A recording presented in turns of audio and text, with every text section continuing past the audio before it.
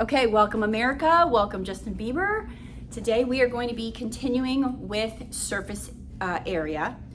The problems that we're doing today are just a little bit more complicated than last class, and we are going to start on slide number 58.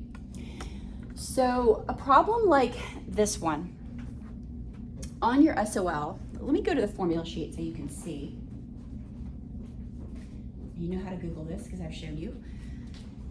So we're doing a pyramid problem. We go to the formula sheet, we find the pyramid. The pyramids on your SOL are going to be square base. The phone should be away.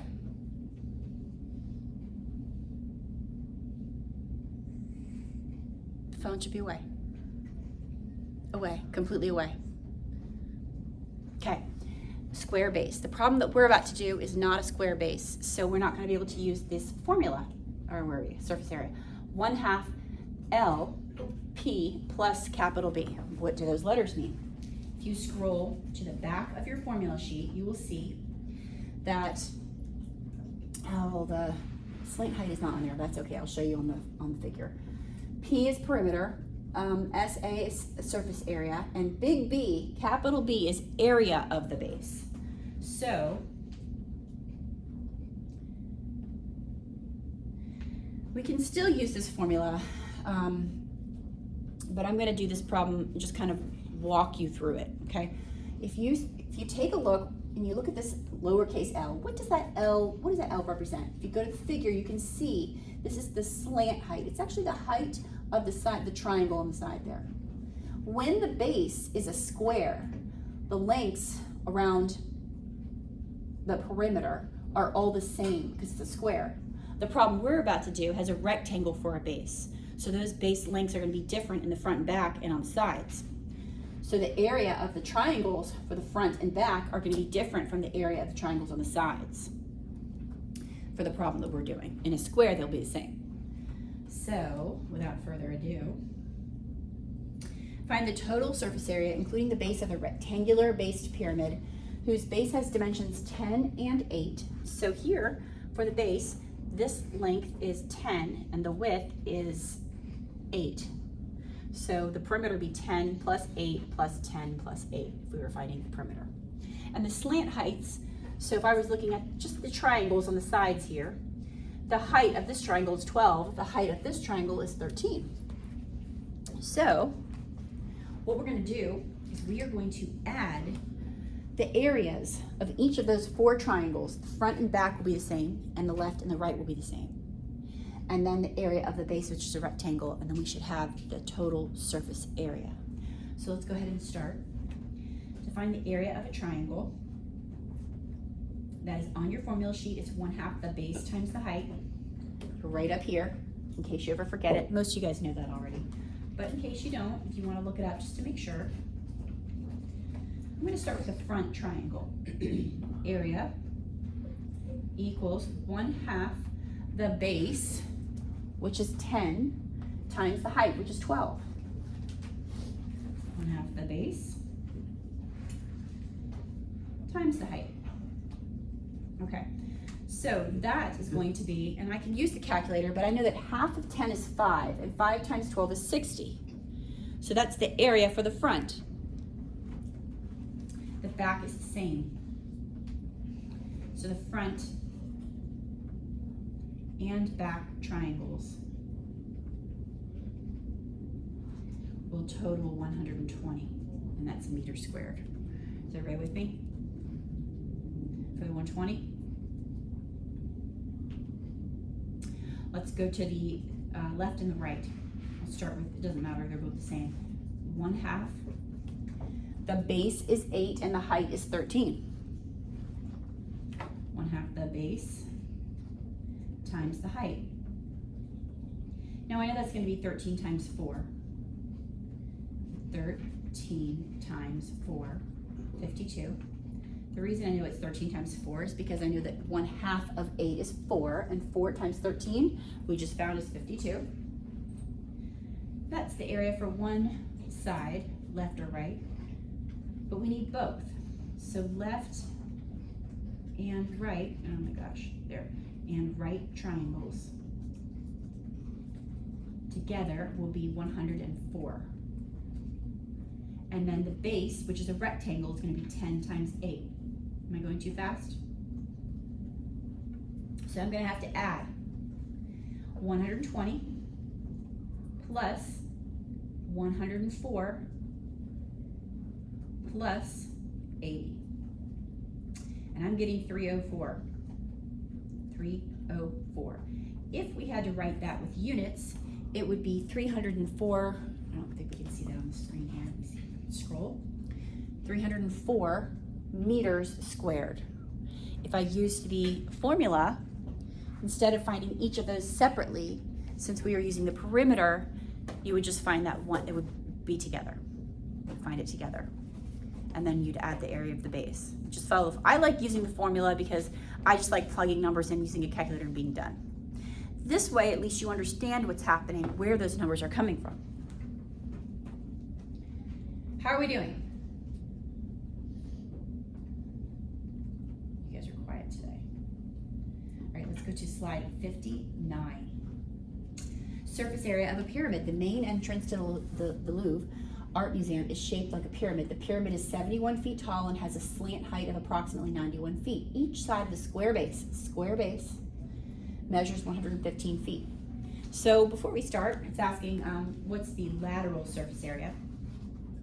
We're going to go to our formula sheet for pyramid. And notice the formula for lateral area. That's just the same as surface area, except for it doesn't include the area of the base. And we don't need that because it's asking us for the lateral area. So we're going to use this formula here, 1/2 the slant height times the perimeter. So let's go ahead and write that down. Lateral area. Lateral area equals 1/2 the slant height times the perimeter. They told us the slant height is 91 feet, and I'm plugging that in for L. And this base is a square, and each side is 115 feet. So the perimeter of the square is 115 times 4. Are you with me? So if you just do 115 times 4, you get 460. That's your perimeter. And then we just break out our calculator and we do 1/2, and I'm just going to do 0.5 times 91 times 460. I'm getting 20,930, and this is area, so it's going to be feet squared. How are we doing? The only difference between lateral area and surface area, if they had asked us to find the surface area of this figure, we would just be adding the area of the base to this number, which would be 115 times 115, because it's the area of a square, and the lengths of the sides of the square are all 115. So I think this is multiple choice down here. Yeah. So what I want to show you for these problems, when you get your SOL, and you're taking your SOL in a couple weeks, you have to be really careful about what answer you select, because the other answers are called distractors, and they know what the common mistakes are. So we didn't figure out the area of the base, but it's probably one of these other numbers here. This number is probably the second one here. So this is our answer here, right? 20,930. Guarantee you the area of the base is one of those other answers, and then the surface area, which they didn't ask for, is one of the other answers as well. So you have to make sure you're answering the question that they ask. How are we doing? I got one double thumb up and another thumbs up. Good enough for me. Moving on, we are going to go to slide 61, surface area of a sphere. So I go to the formula sheet, I find the sphere. Underneath it is volume and surface area. We're doing surface area. It's 4 pi r squared. So I write that formula down. Surface area, and it's already on our sheet here, but that's how you find it. Surface area equals 4 times pi times, now, they told us that the diameter is 10. We don't need the 10. What do we need?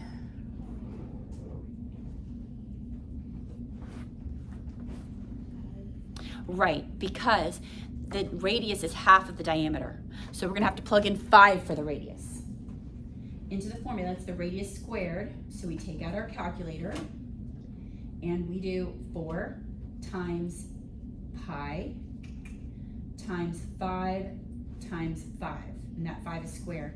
So I am getting, and you tell me if you're getting this as well, 314 oh, it's saying round is to here's the whole number. So let me back up, 314. That's centimeters squared. Questions? So you have to make sure you choose the right formula when you go to the formula sheet. You can't choose the volume one if you're doing surface area, and vice versa. What's the other thing I wanted to tell you? If you, by accident, plug in the diameter here, guarantee you whatever you get will be one of the distractor answers, because that's a common mistake. Oh, the other thing is, the answer might not be written like this. It might have a pi in it. If I multiplied without the pi, just the 4 and the 5 and the 5, I would get 100. The answer could also be written like this. Surface area equals 100 pi centimeters squared, because 100 times pi, rounded, is 314. So if you see your answers written with a pi, it's actually less work. Because when you're multiplying, you're just going to multiply all the other numbers but the pi and leave the pi in the answer. How are we doing? Okay. That was slide 61. We're skipping 62. We're going to 63. Find the diameter of a sphere with a surface area of 196 square centimeters. So we know that the surface area is equal to 196 pi. Okay, notice we're asked to find the diameter. So we are going to solve for the only unknown that we have here, which is the radius.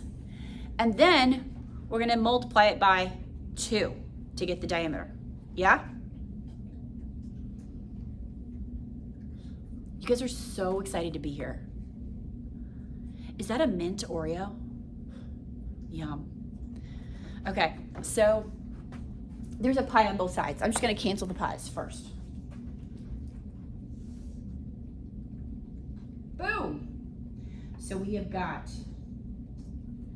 4r squared equals 196. Solving for r, divide by 4. 196. Tell me if I'm going too fast. 196 divided by 4 is going to give me 49. So r squared is 49. Notice 49 is one of these answers. That is not the answer though. That is r squared. If r squared is 49, what is r? Because 7 times 7 is 49. Yeah? So the radius is 7. But they're not asking for the radius. They're asking for the diameter. So if the radius is 7, the diameter is? 14. Excellent. There you go. 14. So you just have to be careful and take your time with these problems. This SOL is not timed. And you guys, I feel confident you guys can all do this problem, this type of problem. You just gotta read it. You might have to read it more than once. I mean, some of these problems I had to read. I'm on this committee in the summer. And sometimes I was on it last year and I'll be on it again this year. Sometimes when I'm going through these problems, I have to read them multiple times and be like, what are they even asking for?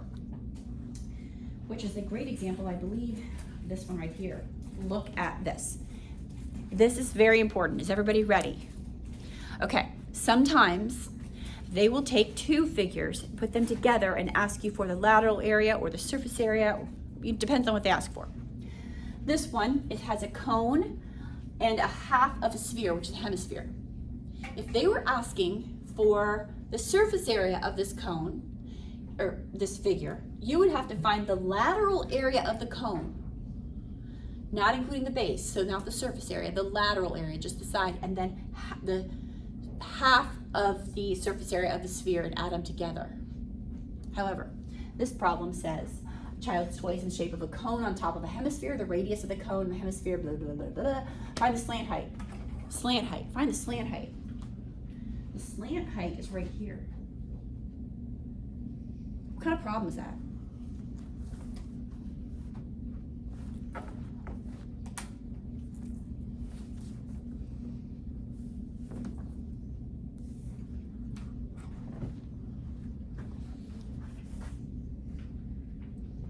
I'll give you a hint.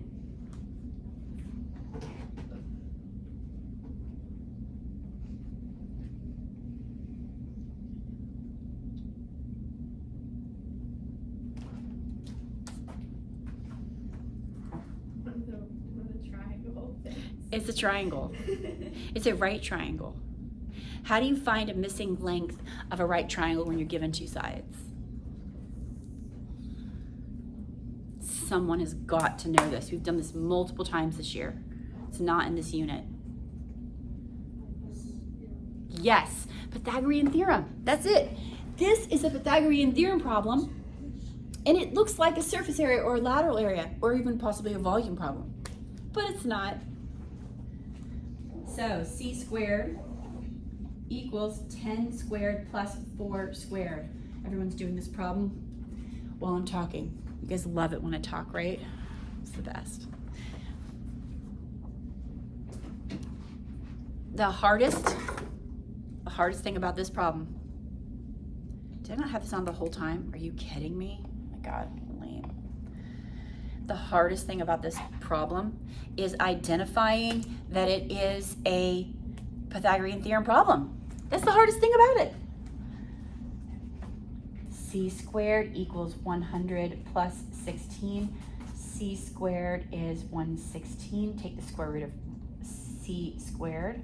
So the square root of 116, and you get 10.77. And I'm going to round it, so I'm going to put in approximately 10 point, and I'm going to make it 78. And that is a length, so it's just centimeters. Am I doing centimeters? Yeah. Not centimeters squared. Questions? You have to read the question and make sure you answer the question that they are asking. All right. Thanks for